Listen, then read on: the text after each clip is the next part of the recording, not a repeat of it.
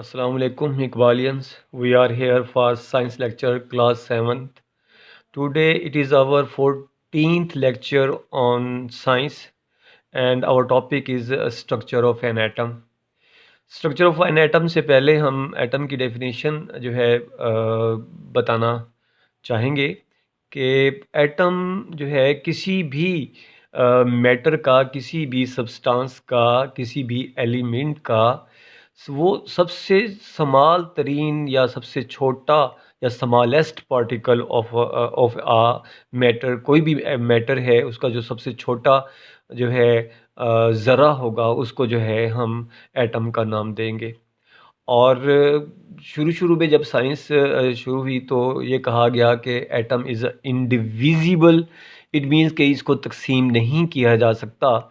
लेकिन जदीद साइंस के तहत जो है इसको डिवाइड किया जा सकता है, क्योंकि इसके दो पार्ट भी इसको बयान किए जाते हैं। एक इसका न्यूक्लियस है और इसका दूसरा इसके ऑर्बिट्स हैं या शेल्स हैं जो इसके जो है न्यूक्लियस के बाहर हैं, जिनमें जो है एक ज़र्रा जिसे इलेक्ट्रॉन कहा जाता है वो जो है रिवॉल्व करता है, और दूसरे दो ज़र्रे जिन्हें प्रोटॉन और न्यूट्रॉन कहा जाता है वो इसके न्यूक्लियस में मौजूद होते हैं। तो atoms can neither be created nor destroyed. शुरू की साइंस में कहा गया ना तो एटम को बनाया जा सकता है और ना ही एटम को तबाह किया जा सकता है। तो लेकिन जो है जदीद साइंस के तहत इसको डिवाइड करके, इसको तकसीम करके जो है इसको तीन जो है इसके दो हिस्से, जिसे जो है न्यूक्लियस और जो है इसका बैरूनी हिस्सा कहा जाता है, और इसमें मौजूद तीन पार्टिकल्स होते हैं जिन्हें जो है हम प्रोटॉन, न्यूट्रॉन और इलेक्ट्रॉन कहते हैं। तो दोबारा मैं रिपीट करना चाहता हूँ एटम की तारीफ़। Atom is a smallest particle of an element. ये सबसे छोटा ज़रा होता है। इसकी मिसाल इस तरह दे सकते हैं कि आप एक कोयला लें, उसको पीसें, फिर उसको पीसें, फिर उसको पीसें, बार बार उसको पीसते रहें तो वो बिल्कुल बारीक जो है हो जाएगा, सफ़ूफ सा बन जाएगा। तो उसमें से भी एक ज़रा जो है आप लें तो वो जो है एटम कहलाता है। जितनी भी चीज़ें हैं, everything in the universe is made up of the atoms. कोई भी चीज़ है वो सारी की सारी जो है एटम से बनी हुई है। और हमारा जो जिस्म है also compose of the several trillions of atoms से बना हुआ है। एक यूनानी फ़िलासफ़र जिसका नाम जो है Democritus give the idea of the atom for the first time, पहली मरतबा जो है एटम का जो है तस्वर इसने दिया।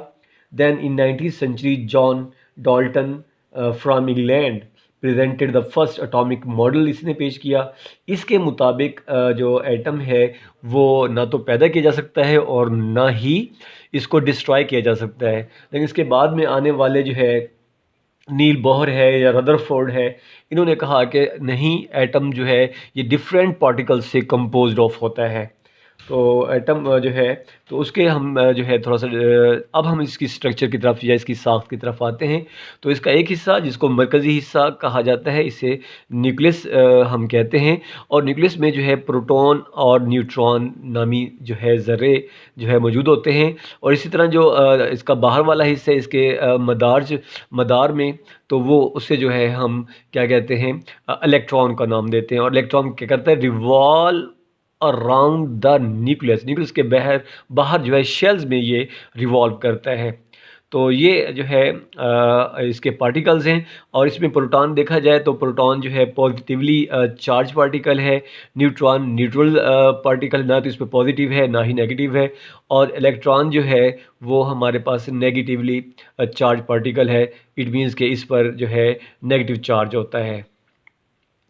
अब उसके बाद atomic and atomic mass numbers क्या हैं। एटॉमिक किसी भी एटम में मौजूद प्रोटॉन या इलेक्ट्रॉन की तादाद को उसका एटॉमिक नंबर कहा जाता है और इसे जी से जाहिर करते हैं। किसी भी, मैं दोबारा रिपीट कर रहा हूँ, किसी भी जो है एटम में मौजूद प्रोटॉन या इलेक्ट्रॉन चार्ज पार्टिकल भी है जो है और नेगेटिव पार्टिकल भी है। इन दोनों में से किसी एक की तादाद को उसका एटॉमिक नंबर कहा जाता है, और इससे जो है इसका सिंबल जो है वो जी है। इसी तरह एटॉमिक मास किसी भी एटम में मौजूद प्रोटॉन प्लस न्यूट्रॉन, मकसद है प्रोटॉन की तादाद भी होगी और न्यूट्रॉन की तादाद भी होगी, दोनों की तादाद को मिलाकर उसका एटॉमिक मास नंबर या मास नंबर, और इसे ए से ज़ाहिर किया जाता है। यहाँ पर जो है मैंने एक जो है क्रॉस का निशान लगाया है, ऊपर मैंने ए लिखा है, नीचे मैंने जी लिखा है। ए जो है एटॉमिक मास नंबर आएगा, और नीचे जो है ये हमारे पास जो है एटॉमिक नंबर आएगा। तो ये जो मैंने क्रॉस सा बनाया हुआ है या एक्स बनाया हुआ है, ये किसी भी सब्सटेंस को जो है डिनोट करता है, या की अलामत है कि कोई भी ये मैटर हो सकता है। उसमें जब हम इसको जो है साइंटिफिक मेथड में लिखेंगे या जो है साइंसी तरीक़ाकार में लिखेंगे, तो ऊपर जो लिखा जाएगा वो एटॉमिक मास नंबर लिखा जाएगा और नीचे एटॉमिक नंबर लिखा जाएगा। इसकी एग्जांपल्स मैंने ऑक्सीजन की पहली एग्जांपल दी हुई है, एटॉमिक मास 16 होता है इसका, और एटॉमिक नंबर जो है 8 होता है। ये नीचे आ गया, ये ऊपर आ गया। इसी तरह सोडियम की मिसाल दी हुई है, नाइट्रियम कहा जाता है इसे, तो ये 23 इसका एटॉमिक मास होता है और 11 जो है इसका एटॉमिक नंबर होता है। और इसी तरह नाइट्रोजन की मिसाल दी है मैंने, 14 इसका एटॉमिक मास होगा और 7 जो है इसमें जो है वो क्या होगा, इसका एटॉमिक नंबर होगा। इस तरह मैग्नीशियम्स की मिसाल दी हुई है और 24 इसका एटॉमिक मास होगा, और जो है 12 जो है इसका एटॉमिक नंबर होगा। और अगली जो मिसाल है वो फास्फोरस की है, तो फास्फोरस में 31 इसका एटॉमिक मास होगा और 15 जो है इसका एटॉमिक नंबर होगा। ये कुछ इसकी जो है तरतीब मैंने बताई है कि किस तरह इनको लिखा जाएगा, इनके एटॉमिक मास को। उसके बाद जो है अब साफ ज़ाहिर है इसमें इलेक्ट्रॉन और प्रोटॉन की तादाद बराबर होती है, क्योंकि हमने कहा कि इलेक्ट्रॉन या प्रोटॉन दोनों में से किसी की तादाद भी जो है इसका एटॉमिक नंबर कहलाएगी। तो उसमें distribution of the electron in shells है कि शेल्स में इलेक्ट्रॉन की तकसीम किस तरह करनी है, उसके लिए एक फार्मूला दिया गया है। सबसे पहले मैं जो है शेल की डेफिनेशन बता दूं। The path of a movement of electron, electron क्या के हरकत करने का वो रास्ता न्यूक्लियस के गिर्द जो है वो शेल कहलाता है। The path of the movement of the electron around the nucleus is called a shell. मकसद शेल के ये फर्ज के ये न्यूक्लियस है, तो न्यूक्लियस के बाहर ये शेल है, एक शेल है, ये दूसरा शेल जो है देखें तो ये दूसरा शेल बना हुआ है। तो ये शेल जो है ये एक पाथ है, ये इलेक्ट्रॉन है, क्योंकि पहले शेल में 2 इलेक्ट्रॉन आ सकते हैं, मैक्सिमम 2 इलेक्ट्रॉन। तो ये इस पाथ पर जो है वो न्यूक्लियस के गिर्द जो है रिवॉल्व करते हैं। तो वो पाथ जिस पर जो है electron revolve around the nucleus करते हैं, तो उसको जो है हम शेल का नाम देते हैं या ऑर्बिट का नाम देते हैं। अब यहाँ पर नाम रख दिए गए हैं कि शेल्स के, पहला जो होगा वो के होगा, दूसरा एल होगा, तीसरा एम होगा, चौथा एन होगा, फिर पांचवा ओ होगा, छठा पी होगा और सातवां जो है क्यू होगा। सोन अल्फ़ाबेट जो है इस्तेमाल किए गए हैं, क्योंकि क्लास लेवल अभी छोटा है, तो लिहाजा इसके मुताबिक जो है हम 2 या 3 का जो है ये आपकी किताब में ज़िक्र दिया हुआ है। अब इसका जो फार्मूला है कि किस तरह फाइंड करेंगे, तो वो 2n²। अगर यहाँ पर देखें लिखा हुआ है 2n², मतलब यहाँ पर n जो है वो नंबर ऑफ शेल है, ठीक है, वो पहला है, दूसरा है, तीसरा है, चौथा है। अब इसी तरह पहले में जो है पहला है तो 2 और n 1 आ जाएगा, 1 का अब स्केयर लेंगे तो 1 आता है, 2 मल्टीपल 1 करेंगे तो 1। मकसद है पहले शेल में जो इलेक्ट्रॉन की तादाद होगी वो क्या होगी, मैक्सिमम 2 होगी। दूसरे शेल की बात करते हैं तो 2 n पावर 2 आएगा।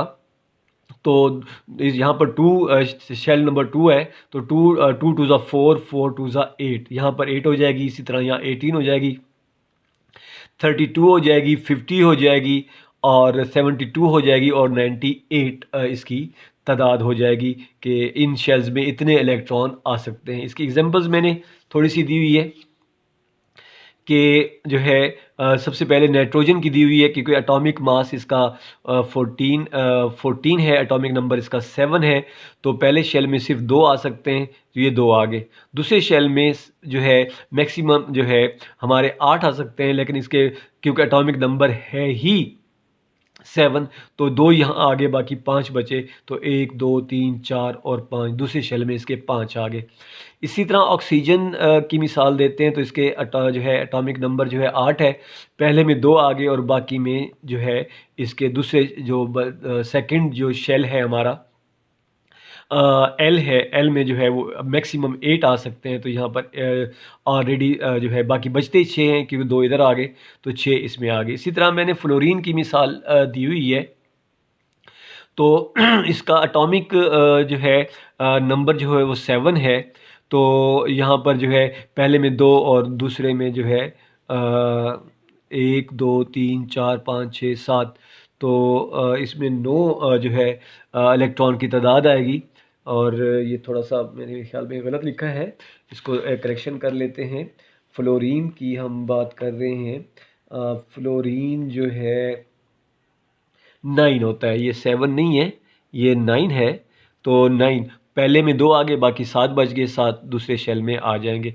ये इलेक्ट्रॉनिक तश्कील थी या डिस्ट्रीब्यूशन ऑफ द इलेक्ट्रॉन्स था इन शेल्स, वो मैंने आपको बताया।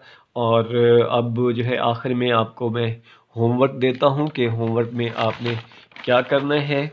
और इसमें डेफिनेशन है, व्हाट इज़ एटम। पहला जो HW जो है मैं दे रहा हूँ, तो व्हाट इज़ एन एटम, एक सवाल हो जाएगा।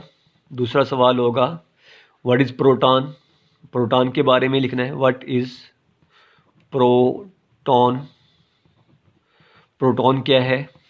नंबर 3 पर होगा what is electron, what is electron. और नंबर 4 पर होगा व्हाट इज़ न्यूट्रॉन,